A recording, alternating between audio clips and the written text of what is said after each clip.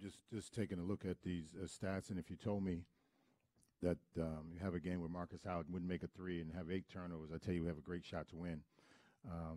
But you know, they're anything contrary to media reports that in all due respect to Marcus, has put him on a pedestal like with some of the great players across the country, and he deserves it. But Marquette is very good for a number of reasons, and the fact that Theo John stepped up like he did today, was monumental when they needed it, and everybody else making plays, when they had to, when they needed to, and so that's the mark of a good team, and they're very good for a reason. They're 16-3, and they found ways in a lot of different games.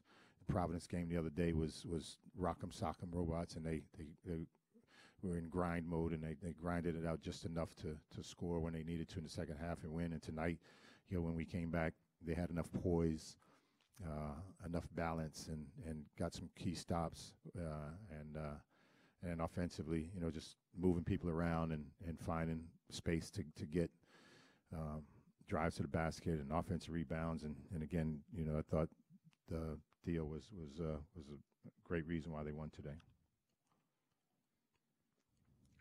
You mentioned Theo. How have you seen him improve since last season, and how does that kind of change the way Say that you again? hit? I mean, he's a year older. He's a year stronger. He's a year, in the weight room. He's, most importantly, he's probably a year advanced in his confidence.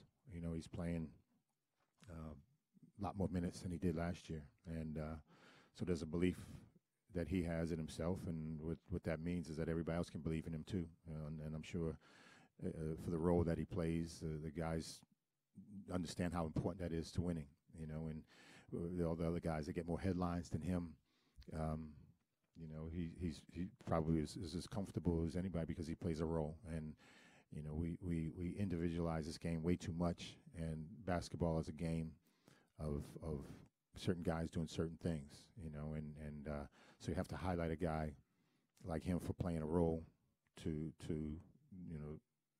the best of his ability, and that's what he's doing.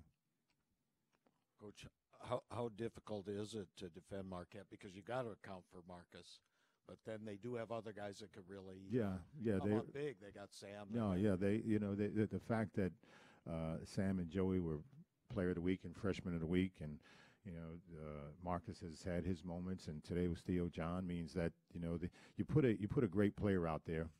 From a scouting standpoint, you've got to have a lot of eyes on him.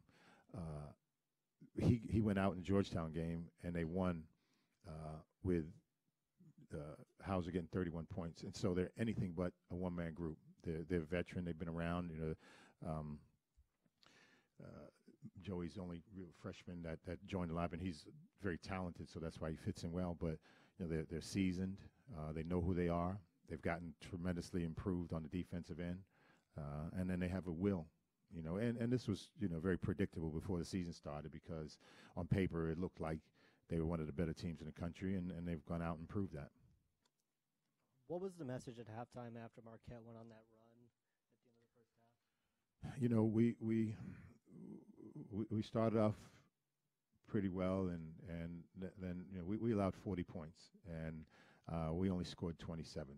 And I'd like to think we would allow 33, 35, something like that, and we could score about that much ourselves. And we're just coming off a game of scoring 97 points, and I certainly don't expect us to score 97. But when we play a certain way, there's a flow to what we're doing. And I thought we got stagnant, because we had to run around a lot on defense, and we missed some coverages, and it led to taking the ball out of bounds more than we needed to. So that conversation at halftime was correct a lot of those mistakes. Dave, Paul and Femi struggled in the first half. What about their play in the second half and how they were able to stay in the game because of that? I thought, Paul hung in there. Femi didn't have his typical offensive game, and I thought he was, half a step behind, and his aggression when he caught it to go right at it, he was kind of, looking around to see if there was help or doubles or anything, and they mixed it up a little bit. And then I didn't think that our inside-out game, meaning the ball going inside and then getting it out and changing the size of the floor was as good as it needed to be. And so, they're good players, both of them. And we've got to be able to like I just said about Marquette, we have to be as much as we like to go inside, we got to still create balance. And if we don't, then we don't look as good as we need to on offense. And then there are times where Marcus isn't hitting his shots, but you guys didn't really even give him much opportunities. 2 3-point attempts and then 3 field goals all second half. What's the key to stopping Marcus Howard? He's a very, very difficult guard in a lot of ways because he doesn't need much time, and most importantly, doesn't need a lot of space. And he does it going right, he does it going left, he does it on a step back, he can take you off the dribble and shoot a floater. He made some inside-out passes that were really good today.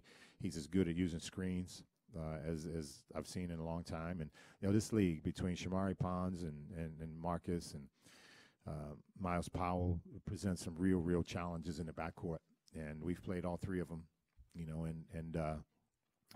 like I told him after the game, he's kept me up, since Saturday's game every night, just trying to figure out, how best to keep him off balance. And I thought we did to a stretch, but again, his intellect came into play, and he drew fouls, which as a 90% free throw shooter, he went 15 for 15, which is as admirable as his talent is to speak of.